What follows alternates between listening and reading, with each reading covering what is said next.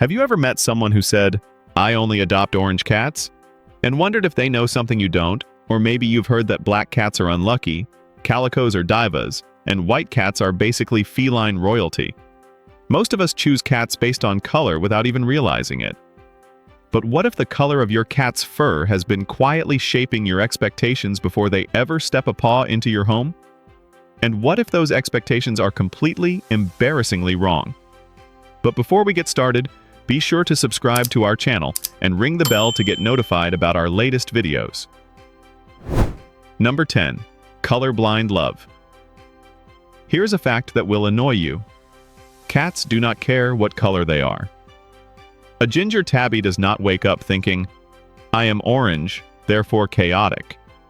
A black cat does not slink around feeling spooky. We are the ones who assign personality to pigment. Ancient Egyptians revered black cats as divine protectors. Medieval Europeans turned them into omens. Same cat, same coat, completely different story depending on which human you asked. The cat never changed. Only the narrative did. And yet, here we are, walking into shelters with a mental checklist. No black cats, maybe gray, definitely not calico. Here is the uncomfortable part. When you expect a certain personality from a certain color, you start seeing it whether it's there or not. Psychologists call it confirmation bias, and it is ruining adoptions. Number 9. The orange myth.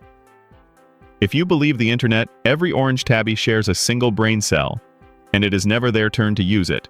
This is adorable. It is also false. Orange cats are not less intelligent or more chaotic. What researchers actually found: orange cats tend to be slightly more social and risk-tolerant than other colors. They put themselves in situations where they look ridiculous. They are the friend who climbs on the table. They are not dumber. They are just less inhibited. And because we have labeled them the goofballs of the cat world, we treat them differently. We laugh instead of correcting. We reinforce the exact behaviors we claim to find hilarious. The myth becomes reality, not because of the color, but because of the cage we built for it. Number 8. The black cat. Reality. Black cats are the least adopted and most euthanized in shelters across the country. And the number one reason is not superstition anymore. It is that they do not photograph well. In the age of Instagram, a cat's adoptability is tied to how they look on a screen. Black cats disappear into dark backgrounds. Their expressions are harder to read. They get scrolled past. But here is what should make you angry. Multiple shelter behavior assessments show black cats may actually be the most affectionate color group. Their dark coats make them blend into shadows, so they become more dependent on vocalization and physical contact to communicate. They become talkers. They become cuddlers. They follow you from room to room because touch is the only language you will listen to. And we are skipping them for selfies. Number 7. White cat baggage. White cats walk into a room and command it. They look ethereal, like something out of a fantasy film. But beneath that pristine coat, they carry a genetic secret most owners never learn until it is too late. White cats, especially those with blue eyes, have a significantly higher rate of congenital deafness, up to 85% in some studies. A deaf cat is not harder to love, but they are harder to live with than most people expect. They do not respond to their name. They startle easily. They yowl at volumes that wake your neighbors because they cannot hear themselves. Too many owners, charmed by the aesthetics, are completely unprepared for what that actually means day to day. I am not saying do not adopt a white cat. I am saying understand what you are signing up for. Number 6. The tortie lie. There is a word you will hear in cat communities: tortitude. It is the idea that tortoiseshell cats have a built-in attitude problem. Sassier, more opinionated, more likely to swat at you for no reason. And yes, owner surveys do rate torties as more feisty. But what those surveys never control for is expectation. If I hand you a cat and tell you she has an attitude, you will interpret every tail flick as aggression, every slow blink as sarcasm, every independent moment as deliberate rejection. You will see what you were told to see. And the cat, who is just being a cat, gets labeled difficult. The tortie is not the problem. The story we tell about the tortie is the problem. For thousands of these cats in shelters, that story is the reason they wait months longer for a home. Number 5. Calico royalty.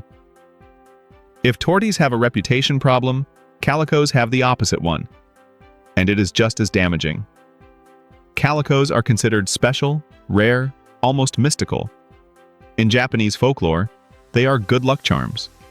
Some cultures believe they bring wealth, so people seek them out, convinced they are getting a superior cat. But here is what the folklore never mentions. Calicos are almost always female, because the tricolor pattern requires 2 X chromosomes. The rare male calicos that exist are usually sterile and often have serious health complications. The charm is a chromosome quirk. That does not make calicos bad cats. It makes them cats whose reputation is built on a genetic lottery they did not enter. Adopt a calico because you want a companion, not because you think she will pay your rent. Number 4. The gray zone. Gray cats are the wallflowers of the cat world. They do not attract the same attention as a bright orange tabby or a striking tuxedo. They blend in.